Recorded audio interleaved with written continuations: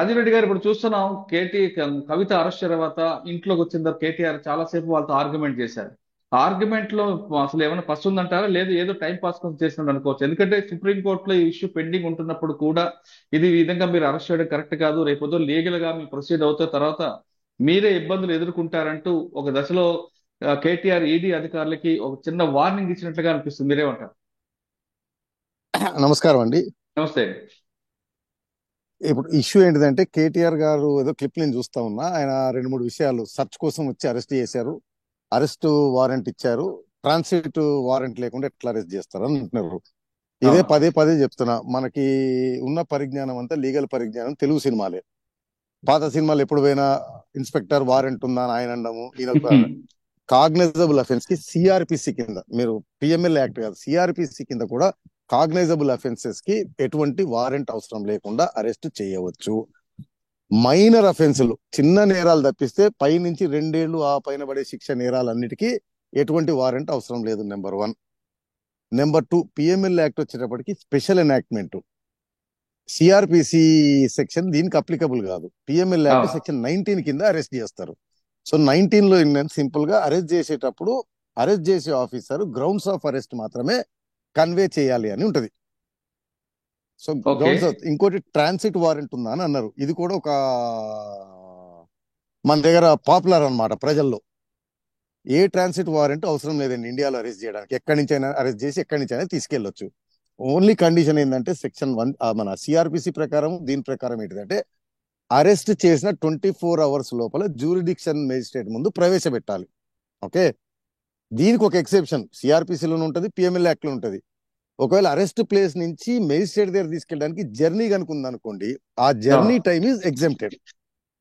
అంతే తప్పిస్తే ఏ transit warrant, ఈ మధ్యన చూసాం రఘురామకృష్ణరాజు గారిని ఆంధ్ర పోలీసులు సిబిసిఐడి వచ్చి పట్టుకొని పోతే వాళ్ళ అబ్బాయి అక్కడికి వచ్చి ఎటువంటి వారెంట్ లేకుండా వచ్చారు, లేకపోతే లోకల్ పోలీస్కి ఇన్ఫార్మ్ చేయలేదు, పర్మిషన్ తీసుకోలేదు. ఇండియాలో ఏ జ్యూరిడిక్షన్ పోలీసులైనా సరే ఎక్కడికైనా వెళ్ళి ఎవరికి ఇన్ఫార్మ్ చేయాల్సిన అవసరం లేదు.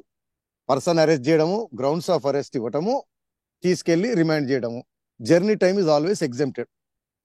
కానీ కొన్నిసార్లు పోలీసు వారు ఏం చేస్తారంటే బాగా డిలే అవుతుంది అని అనుకుంటేనేమో నియరెస్ట్ మేజిస్ట్రేట్ దగ్గర తీసుకెళ్లి అప్పుడు ట్రాన్సిట్ వారెంట్ తీసుకుంటారు. ట్రాన్సిట్ వారెంట్ తోటి రారు.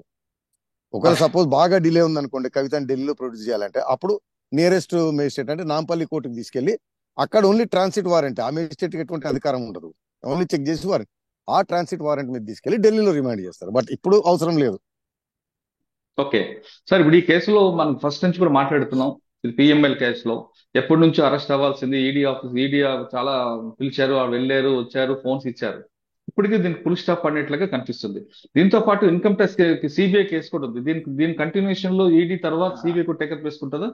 అంటే మనం ఇంతకుముందు మాట్లాడుకున్నట్టు ఈడీ అఫెన్స్ లో 2 రకాలండి. ఈడీ అఫెన్స్ రావాలంటే ఒక ప్రెడికేట్ అఫెన్స్, ఒక నేరం జరిగి ఉండాలి.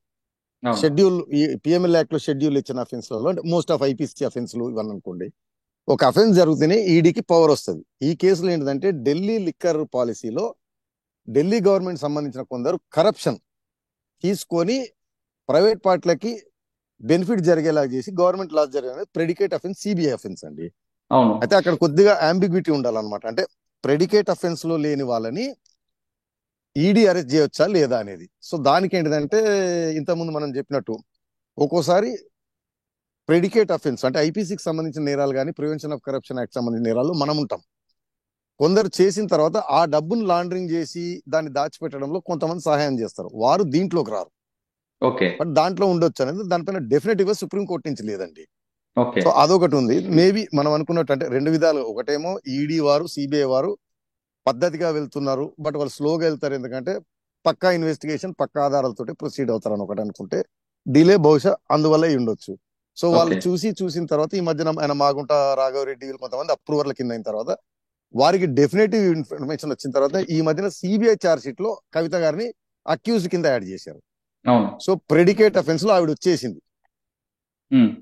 కాబట్టి ఇప్పుడు ఈడీకి ఎక్కువ ఆధారం దొరికింది to arrest in PML act అని అనుకుంటున్నాను. ఒకటి లేదా పొలిటికల్ యాంగిల్ నుంచి చూస్తే బీజేపీ వారు మరి బహుశా మిస్టేక్ వేసినట్టున్నారు. లాస్ట్ టైం ఎలక్షన్ ముందు అరెస్ట్ చేయకపోవడం బీజేపీ నష్టపోయింది కాబట్టి ఈ ఎలక్షన్ ముందంటే ఏదో అంటారు కదా, పోయిన దగ్గర వెతుక్కోవడం అని.